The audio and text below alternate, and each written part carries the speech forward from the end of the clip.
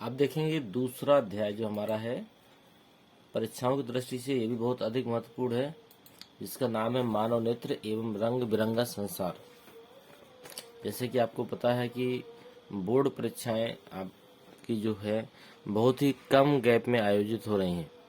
हर paper के बीच में बहुत ही अल्प समय दिया गया है और इसी अल्प समय में हमें पूरा रिवीजन करना है। तो हमें वह किताब उठानी पड़ेगी जो आपके पेपर में पूछी जाने वाली है। आपने अध्ययन किसी भी किताब से किया हो, लेकिन एनसीईआरटी किताब से ही पेपर आपका तैयार होना है। उसी किताब को हम लोग देखेंगे। देखिए, पहला अध्याय हो चुका, दूसरा देखते हैं। दूसरा अध्याय में मानव नेत्र तथा रंग बिरंगा संसार। इसमें सबसे पहले हम बात करें मानव नेत्र की, तो यह आपका महत्वपूर्ण है बहुत अधिक। देख लेते हैं इसका। मानव नेत्र का सचित्र वर्णन करो, ये आपका बहुत अधिक महत्वपूर्ण है। ये आपके आने की संभावना भी है, महत्वपूर्ण प्रश्न भी है। तो आप इस चित्र को यदि बहुत कायदे से देखें तो इसमें कुछ पॉइंट आपको याद करने पड़ेंगे। देखिए, मैं आपको दिखा देता हूँ। ये इसमें मानव नेत्र का जो सबसे बाहरी पटल होता है, इसमें हालांकि दिया नहीं गया है। सबसे बाहरी पटल होता है दृढ़ पटल। दृढ़ पटल की अगर मैं परिभाषा बताऊं आपको, तो दृढ़ पटल होता है एक ऐसा पटल जो मानव नेत्र के भीतरी भागों की सुरक्षा करता है। इसके बाद में इसके ये जो दृष्टि पटल होता है, इसको हम लोग रेटिना भी कहते हैं। रेटिना जो हमारे आंखों में आने वाले जो प्रकाश हैं उसके माध्यम से हमें प्रतिबिंब दिखाती है। इसके बाद में ये आपकी लेंस बना हुआ है, जो लेंस आपका प्रोटीन का बना होता है। नेत्रोध है, इसको हम लोग जली द्रव भी कहते हैं। ये जो भाग है नेत्रोध है, और यहाँ पर भरे हुए द्रव को जली द्रव भी कहते हैं। जब आपके आंसू निकलते हैं तो जो द्रव निकलता है वह आपका जली द्रव होता है। वह अगर टेस्ट में देखा जाए तो नमकीन होता है, पारदर्शी होता है। और इसके बाद में ये पुतली है जो आइरिस के मध्य में स्थित होती है।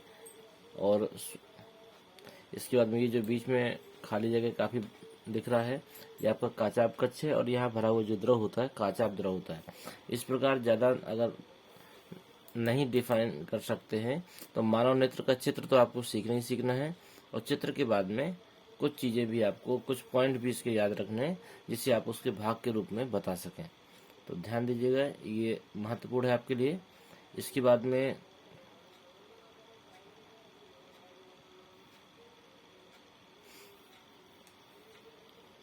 एक प्रश्न यहाँ से आपका बन सकता है कि अभिनेत्र लेंस कैसा प्रतिबिंब बनाता है। तो यहाँ पर आप देख सकते हैं, अभिनेत्र लेंस जो होता है वह रेटिना पर किसी वस्तु का उल्टा और वास्तविक प्रतिबिंब बनाता है। यह लाइन देखिएगा। जो अभिनेत्र लेंस होता है वह रेटिना में किसी भी वस्तु का उल्टा और वास्तविक प्रतिबिंब बनाता है। रेटिना एक कोमल सूक्ष्म झिल्ली होती है। इसमें बहुत बृहत संख्या में प्रकाश सुग्राही कोशिकाएं होती हैं। अब देखिए, प्रकाश सुग्राही में दो प्रकार की कोशिकाएं होती हैं। इसमें लिखा नहीं है, लेकिन मैं बताता हूँ आपको। एक होती है दंडाकार कोशिकाएं, और एक होती है आपकी शंकु कोशिकाएं। तो जो दंडाकार कोशिकाएं होती हैं वो प्रकाश के प्रति सुग्राही होती है, और जो शंकु कोशिकाएं होती हैं वो होती हैं आपके रंगों के प्रति सुग्राही। यदि आप किसी भी वस्तु के रंगों में पहचान कर पा रहे हैं, उसके लिए शंकु कोशिकाएं आपकी जिम्मेदार हैं। यदि आप प्रकाश के प्रति आंखें सुग्राही हैं तो आपको दंडाकार कोशिकाएं भी आपके नेत्र में पाई जाती हैं। तो ये प्रकाश सुग्राही कोशिकाएं होती हैं। इसमें आगे लिखा है, प्रदीप्त होने पर ये प्रकाश सुग्राही कोशिकाएं सक्रिय हो जाती हैं तथा विद्युत सिग्नल उत्पन्न करती हैं। और ये सिग्नल जो है दीर्घ तंत्रिकाओं द्वारा मस्तिष्क पहुंच जाते हैं। मस्तिष्क इन सिग्नलों की व्याख्या करता है और यह वस्तु सीधा आपको दिखाई देने लगती है। ठीक है, तो ध्यान दीजिएगा, अभिनेत्र लेंस कैसे करता है, उल्टा और वास्तविक प्रतिबिंब आपको दिखाता है। इसके बाद में समंजन क्षमता देखिए। समंजन क्षमता किसे कहते हैं? समंजन क्षमता का अर्थ होता है आपका समायोजित करने की क्षमता। जब हमारा नेत्र किसी वस्तु को स्पष्ट देखने के लिए अपने आप को समायोजित करता है तो उसकी ये क्षमता क्या कहलाती है? समंजन क्षमता। आपने कई बार देखा होगा कि यदि आप सूर्य की ओर देखें तो हो सकता है कि आपके आँख की पुतली छोटी हो जाती है, इसलिए आपको वहां से कुछ भी दिखाई नहीं देता है। और सूर्य की तरफ देखने के बाद में अगर आप दाएं बाएं देखेंगे तो आपको कुछ समय के लिए दिखाई देना बंद हो जाएगा, क्योंकि आपकी आंखों में अधिक मात्रा में प्रकाश पहुंच गया है। इस प्रकार वो आपकी आंख समायोजित करने के लिए कुछ समय ले लेती है। ठीक है, तो ये आप कह सकते हैं कि जब हम किसी वस्तु को स्पष्ट रूप से देखने के लिए अपने मानव नेत्र को समायोजित करते हैं, तो मानव नेत्र के समायोजित करने की यह क्षमता क्या कहलाती है? समंजन क्षमता कहलाती है।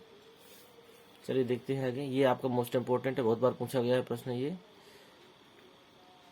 एक और समंजन क्षमता की छोटी सी परिभाषा है कि अभिनेत्र लेंस की वह क्षमता जिसके कारण वह अपने फोकस दूरी को समायोजित करता है, समंजन क्षमता कहलाती है। देखिए लिखी है, बहुत ही छोटी सी परिभाषा है, ये लिखिए।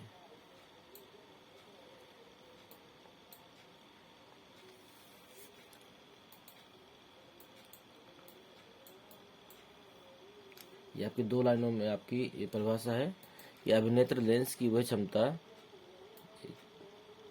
ये आपकी ये लाइन हो गई और आपकी ये लाइन हो गई, कहला इतना आपकी परिभाषा है। छोटा है लेकिन आपका इतने में भी उत्तर हो सकता है। इसके बाद और आगे देखिए,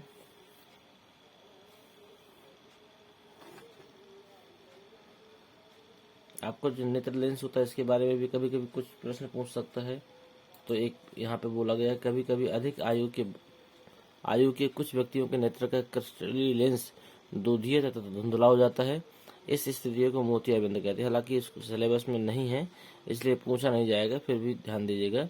यदि हमारा क्रिस्टलीय लेंस दूधिया हो जाए, धुंधला हो जाए, तो इसे मोतियाबिंद की शिकायत कहते हैं। इस कारण से नेत्र की दृष्टि में कमी हो जाती है या पूर्ण रूप से नेत्र का क्षय हो जाता है, दृष्टि का क्षय हो जाता है। मोतियाबिंद की शल्य चिकित्सा के बाद दृष्टि के वापस लौटना संभव है। ये जो पॉइंट लिखे बहुत ही मोस्ट इम्पोर्टेंट प्रश्न है। इसमें से कई बार प्रश्न बना है कि मानव नेत्र में यदि हम सिर्फ एक आंख से देखेंगे तो हमारा दृष्टि क्षेत्र कितना होगा, और यदि हम देखने के लिए दोनों आंखों का प्रयोग करते हैं तो दृष्टि क्षेत्र कितना होगा।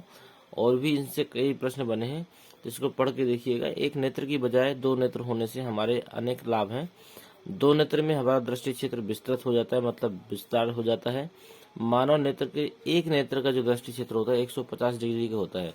मतलब यदि हम सिर्फ एक नेत्र से देखना चाहें तो हम नेत्र के चारों ओर 150 डिग्री तक ही देख सकते हैं, जबकि दोनों नेत्रों में ये हो जाता है 180। और एक चीज और भी है कि जो दोनों नेत्रों से जब हम देखते हैं तो हमें जो चीजें होती हैं त्रिविमीय दिखाई देती हैं। अभी आगे देखिएगा, शिकार करने वाले जंतुओं में बोला गया है कि शिकार करने वाले जंतुओं के 2 नेत्र प्रायः उनके सिर पर विपरीत दिशाओं में होते हैं, जो विपरीत दिशाओं में होते हैं, जिससे उन्हें अधिकतम दृष्टि क्षेत्र प्राप्त हो जाता है। परंतु हमारे जो नेत्र होते हैं सिर के सामने की ओर होते हैं, इस प्रकार हमारा दृष्टि क्षेत्र उनकी अपेक्षा कम होता है। परंतु हमें त्रिविमीय चक्षुकी का लाभ मिलता है। त्रिविमीय का मतलब है कि हमें जो भी वस्तुएं हैं उनको लंबाई, चौड़ाई और ऊंचाई तीनों प्रकार की चीजें हम लोग आसानी से देख सकते हैं। यह हमारे नेत्र का ही कमाल है। यदि हम एक नेत्र को बंद कर लेते हैं तो हमें केवल द्विविमीय का लाभ मिलता है। ठीक है, और दोनों नेत्र खोल लेते हैं तो वस्तु की गहराई की तीसरी विमा दिखाई देती है, क्योंकि हमारे नेत्रों के बीच में कुछ सेंटीमीटर का पृथक्करण होता है। इसलिए प्रत्येक नेत्र किसी वस्तु का थोड़ा सा प्रतिबिंब दिखाता है। हमारा मस्तिष्क दोनों प्रतिबिंबों का संयोजन करके एक प्रतिबिंब बनाता है। इस प्रकार अतिरिक्त सूचना के लिए हम लोग ये कर सकते हैं कि दोनों नेत्रों का प्रयोग करें।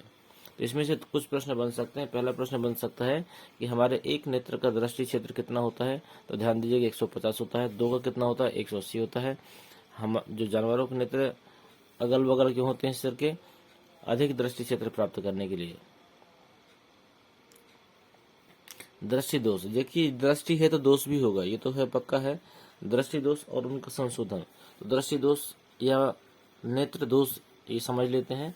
नेत्र दोष का अर्थ है कि मानव नेत्र जब किसी वस्तु को स्पष्ट देखने में सक्षम न हो, या फिर कह सकते हो मानव नेत्र जब किसी वस्तु को स्पष्ट न देख सके तो ये उसका नेत्र दोष कहलाता है। इसे हम लोग दृष्टि दोष भी कहते हैं। इसके संशोधन के लिए हम लोग विभिन्न प्रकार के लेंसों का प्रयोग करते हैं, जिससे हम उस दोष को समाप्त कर सकते हैं। देखिए दोष होते हैं 5 प्रकार के: निकट दृष्टि दोष, दूर दृष्टि दोष, जरा दृष्टि दोष, वर्णांतता और आबिंदुकता। ये चार पाँच होते हैं आपके, लेकिन आपके कोर्स में मात्र 2 हैं, इसलिए हम 2 की चर्चा करेंगे। और तीसरा थोड़ा बहुत बता देंगे हम आपको, लेकिन निकट दृष्टि दोष या दूर दृष्टि दोष, इन दोनों में से कोई ना कोई आपका पेपर में आना ही आना है। तो मैं पहले निकट दृष्टि दोष की बात करता हूँ कि निकट दृष्टि दोष में हमें निकट की वस्तुएं स्पष्ट दिखाई देती हैं, लेकिन हमें दूर की वस्तुएं स्पष्ट नहीं दिखाई देती हैं। ऐसे दोष में हम लोग क्या करते हैं, अवतल लेंस का प्रयोग करते हैं। इस दोष के निवारण के लिए हम लोग अवतल लेंस का प्रयोग करते हैं। आप देख सकते हैं ये जो पहला चित्र बना है आपका, ये चित्र है स्वस्थ नेत्र का। मतलब देखिए वो बाहर से किरण आ रही हैं और नेत्र लेंस से टकराकर रेटिना पर मिल रही हैं। ये स्वस्थ नेत्र का चित्र है। लेकिन जो दूसरा है ये दोष युक्त नेत्र है। आप इसमें देखिए निकट दृष्टि दोष में ध्यान दीजिएगा कि रेटिना के पहले किरणें मिला दें तो निकट दृष्टि दोष हो जाता है। रेटिना के दूर का मतलब अगर कहीं आगे नहीं मिलाएंगे किरणें, यहाँ पे कहीं मिलाएंगे तो यहाँ पर आपका हो जाएगा दूरदर्शी दोष। हम दूर की बात वहीं पर करेंगे, अभी हम निकट को देख लेते हैं। यदि रेटिना से पहले किरण मिलती हुई दिखाई दे तो निकट दृष्टि दोष हो जाता है। और अब जब दोष था तो हमने क्या किया, इसमें अवतल लेंस का प्रयोग कर दिया, जिससे हमारा क्या हुआ, उस दोष का संशोधन भी हो जाता है। तो ये दोनों चित्र सीख के, ये किए और एक ये दोनों चित्र आपको सीख कर जाने हैं, क्योंकि यदि पेपर में आता है कि उपयुक्त किरण आरेख दीजिए तो आपको ये दोनों चित्र बनाने पड़ेंगे वहां पर, एक दोष युक्त नेत्र और एक दोष मुक्त नेत्र। ठीक है, इसको और देख लेते हैं। निकट दृष्टि दोष को देखिए मैंने आपको समझा दिया, फिर से एक बार समझ लीजिए। नेत्र का वह दोष जिसके कारण मानव नेत्र पास की वस्तुओं को स्पष्ट देख सके परंतु दूर की वस्तुओं को वो स्पष्ट ना देख सके, मानव नेत्र का निकट दृष्टि दोष कहलाता है। इस दोष का जो कारण है देखिए लिखा भी है इसमें, इस दोष के उत्पन्न होने के कुछ कारण ये लिखे हैं आपके। पहला नंबर है अभिनेत्र लेंस की वक्रता का अधिक हो जाना, दूसरा नंबर है नेत्र की गोला का लंब हो जाना। ठीक है, ये 2 दोष पर्याप्त है इसके लिए। इसमें ये लिखा है इसके उपचार के लिए उचित क्षमता के अवतल लेंस का प्रयोग किया जाता है। अब हम लोग देखते हैं दूरदृष्टि दोष या दीर्घ दृष्टि दोष। तो दीर्घ दृष्टि दोष में क्या होता है कि हमें दूर की वस्तुएं स्पष्ट दिखाई देती हैं लेकिन पास की वस्तुओं को हम स्पष्ट नहीं देख पाते हैं। ऐसा दोष क्या कहलाता है, दूरदृष्टि दोष या दीर्घ दृष्टि दोष कहलाता है। इस दोष का जो कारण होता है नीचे देखिए लिखा है 1 नंबर 2 नंबर में, ये लिखा है 1 नंबर में अभिनेत्र लेंस की फोकस दूरी के कम हो जाना या फिर नेत्र के गोलक का छोटा हो जाना। और देखिए दोष यदि है तो क्या होगा, मैंने आपको बताया था कि यदि दोष निकट है तो रेटिना के पहले बिंदु मिल जाएंगी किरणें, और दोष अगर दीर्घ का है तो रेटिना के बाहर निकल जाएंगी। ये देखिए बाहर निकल गई हैं किरण, यहाँ पर बाहर निकल रही हैं। तो आप इस प्रकार का चित्र बना देंगे और इसमें हम कहते हैं इसमें हम उपचार के लिए उत्तल लेंस का प्रयोग करते हैं। तो उत्तल के लिए ये देखिए उत्तल लेंस हमने लगा दिया, तो जो किरणें थी पुनः रेटिना में मिल गई। इस प्रकार इस दोष का संशोधन हो जाता है। अब जरा दूरदर्शिता भी कहते हैं, जरा दूरदृष्टि भी कहते हैं। इसमें क्या होता है कि जरा दूरदर्शिता में हमें न तो पास की वस्तुएं दिखाई देती हैं और हमें न दूर की वस्तुएं दिखाई देती हैं। ऐसी कंडीशन में जो दोष होता है वह जरा दूरदर्शिता कहलाता है।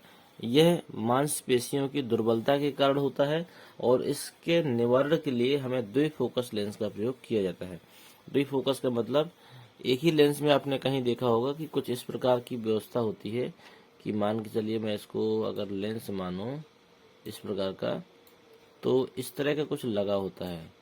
तो ये जो ऊपर का भाग होता है ये सामने देखने के लिए होता है और ये जो होता है वो नीचे देखने के लिए होता है ताकि हम किताबें भी पढ़ सकें।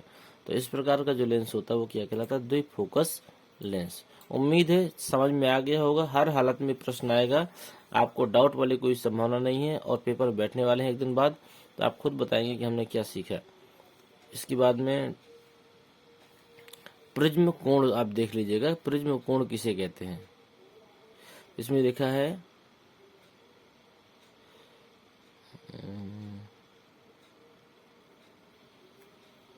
देखिए इसमें लिखा है कि इसमें 2 त्रिभुजाकार आधार एवं 3 आयताकार पार्श्व पृष्ठ होते हैं। ये पृष्ठ एक दूसरे पर झुके होते हैं। इनके 2 पार्श्व फलकों के बीच के कोण को क्या कहते हैं, प्रिज्म कोण कहते हैं। इसमें एक चीज और जोड़ दीजिएगा, प्रिज्म एक ऐसी आकृति है जो दो त्रिभुजाकार आधार एवं तीन आयताकार पार्श्व से जुड़े होते हैं। ये पृष्ठ एक दूसरे पर झुके होते हैं। इसके दो पार्श्व फलकों के बीच के कोण को क्या कहते हैं? प्रिज्म कोण कहते हैं।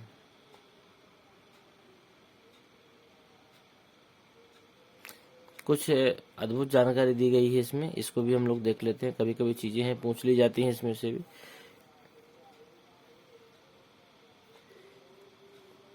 इसमें लिखा हुआ है, नेत्रदान करने वाला व्यक्ति किसी भी आयु वर्ग या लिंग का हो सकता है।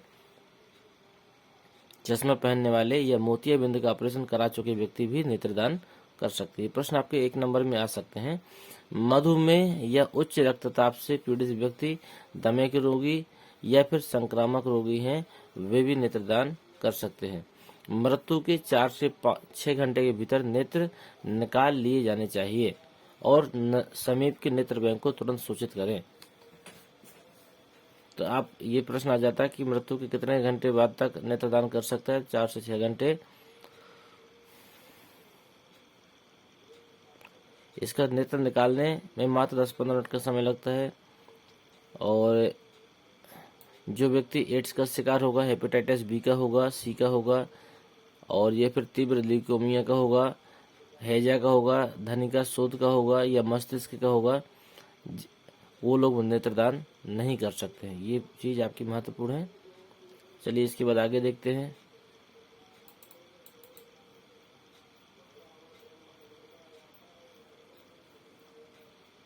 वर्ण विक्षेपण की घटना, ये एक मोस्ट इम्पोर्टेंट प्रश्न है।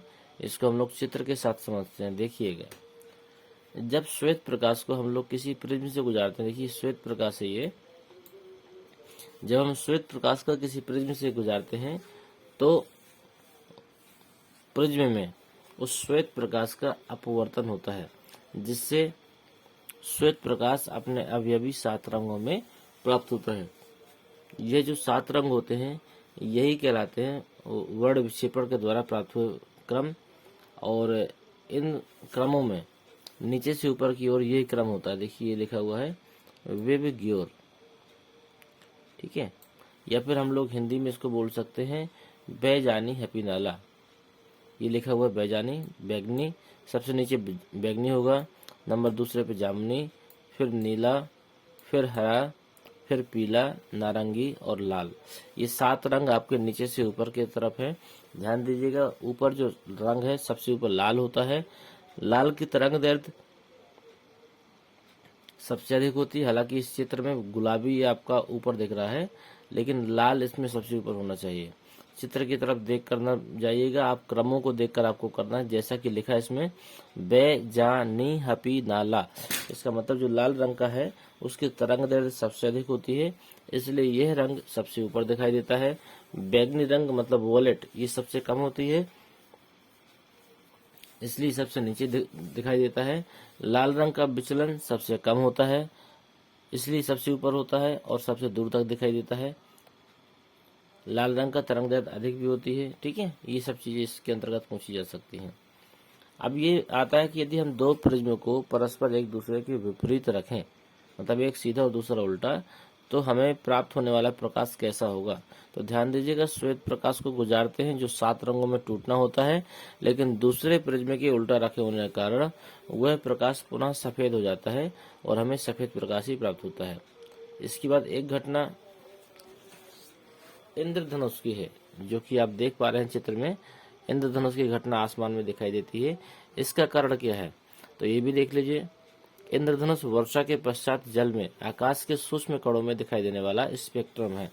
आप वर्षा के समय में, बरसात के समय में देखते हैं, जब वायुमंडल में आपकी नमी होती है या फिर जल की छोटी छोटी बूंदें उपस्थित होती हैं, तो जो प्रकाश होता है उन छोटी बूंदों में पड़ने के बाद में अपवर्तित होता है, या फिर कह सकते हैं वो जो छोटी बूंदें होती हैं एक प्रकार से प्रिज्म का कार्य करती हैं, ठीक है। और उसमें जब प्रकाश का अपवर्तन होता है तो वहां से प्रकाश 7 रंगों में टूटता है और हमें ये इंद्रधनुष की आकृति प्राप्त हो जाती है। लेकिन ये लंबे समय के लिए नहीं होती है, यह सूर्य की विपरीत दिशा में होती है, ठीक है। इसके बाद में ये भी लिखा है कि यदि आप आकाश की ओर धूप वाले या दिन किसी जलप्रपात जलप्रपात का मतलब होता है जहाँ से जल का स्रोत कोई नीचे आ रहा हो या फव्वारा हो, तो वहाँ पर भी हम इंद्रधनुष की आकृतियों को देख सकते हैं। तो बस इसमें से आप ये ध्यान दीजिएगा, अगर आपको इतना याद रहे तो मेरी पर बात सुनिए और उसी हिसाब से आप लिख भी सकते हैं कि जब वायुमंडल में नमी होती है या बरसात का समय होता है तो वर्षा के समय पानी की छोटी छोटी बूंदें वायुमंडल में उपस्थित होती हैं। जब सूर्य का प्रकाश इन बूंदों पर पड़ता है तो बूंदों के अंदर से सूर्य के प्रकाश का कई बार अपवर्तन होता है, जिससे ये बूंदें प्रिज्म की भांति व्यवहार करती हैं और इन बूंदों से 7 रंग निकलते हैं, जिससे हमें इंद्रधनुष की आकृति प्राप्त होती है। उम्मीद है समझ में आ गया होगा। वायुमंडलीय अपवर्तन समझ लीजिए, जब सूर्य का प्रकाश सूर्य से निकलकर वायुमंडल से होता हुआ पृथ्वी तक आता है तो ये कई बार अपवर्तित होता है। अपवर्तित क्या होता है?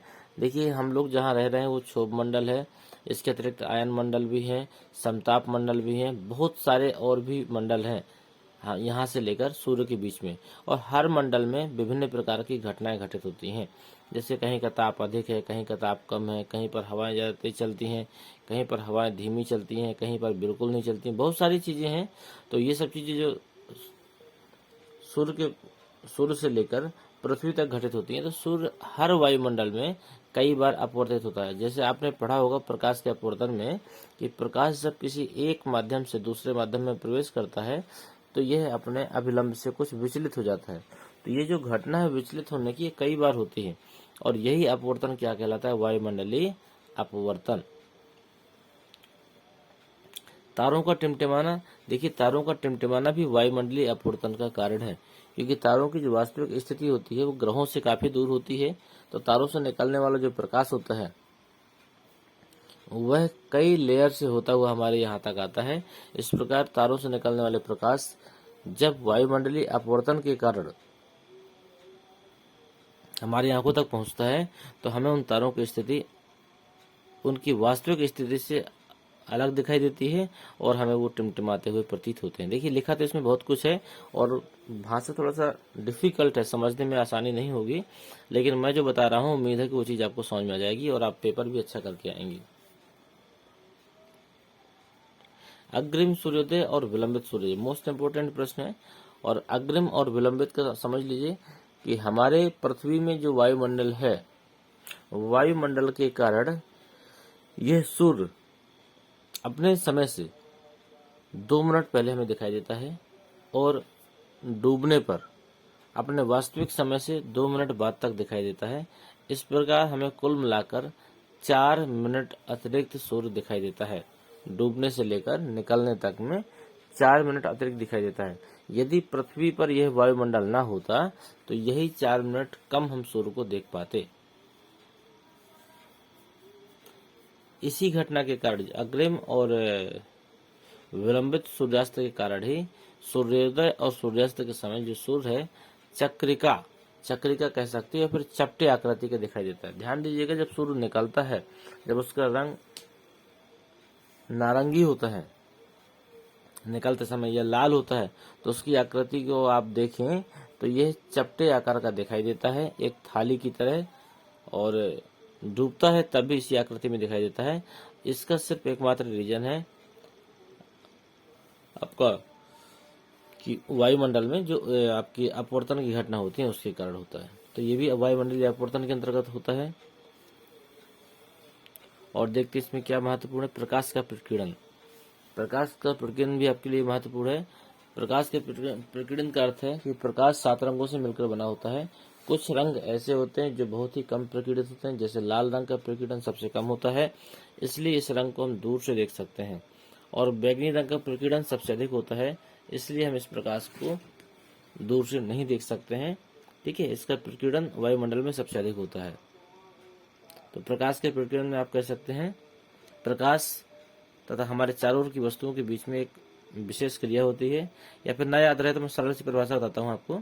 प्रकाश के प्रकीर्णन का अर्थ है प्रकाश का फैलना।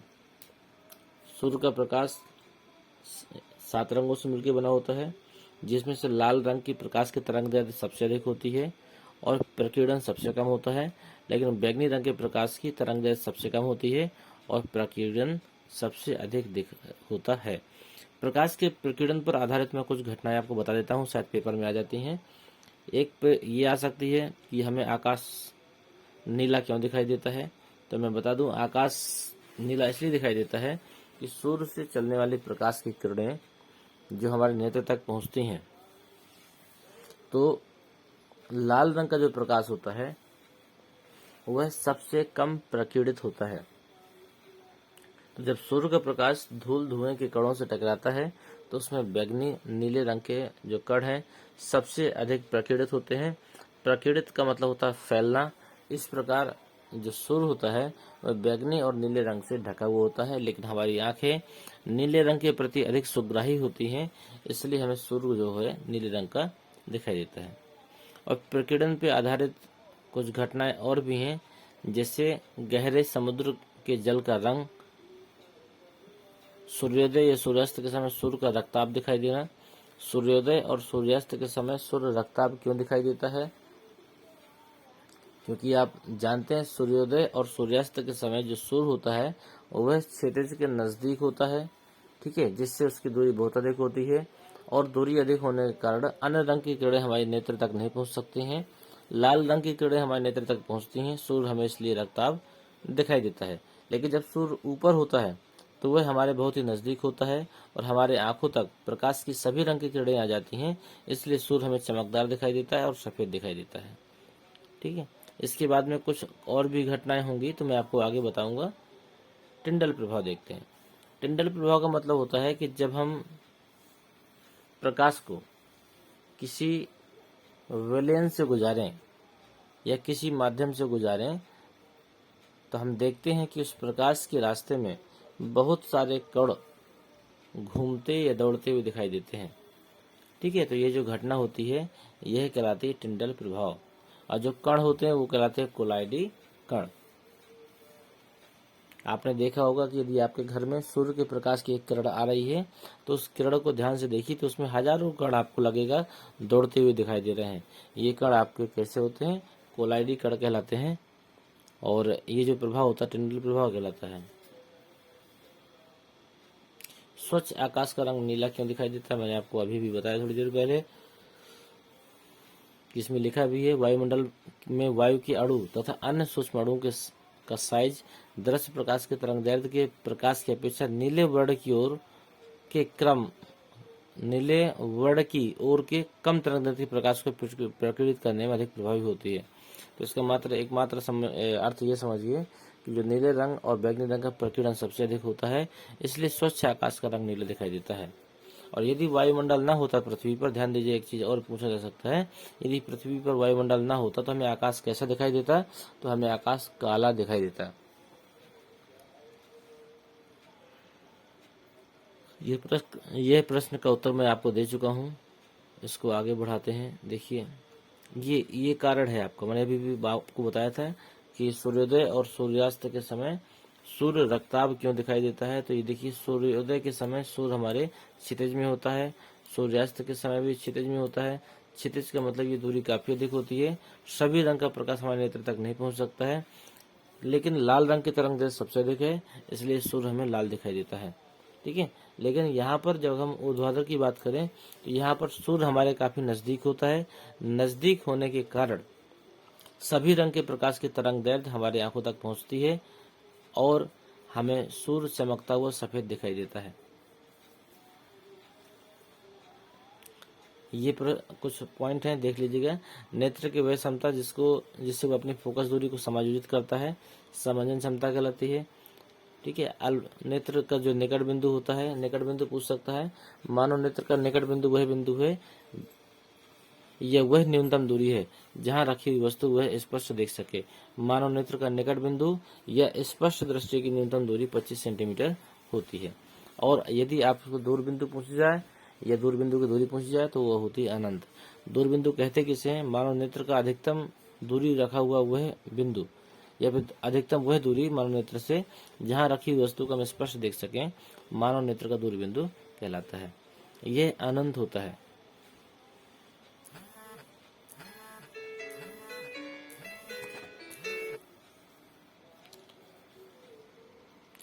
चलिए इसके बाद में आपका लगभग अध्याय समाप्त हो जाता है।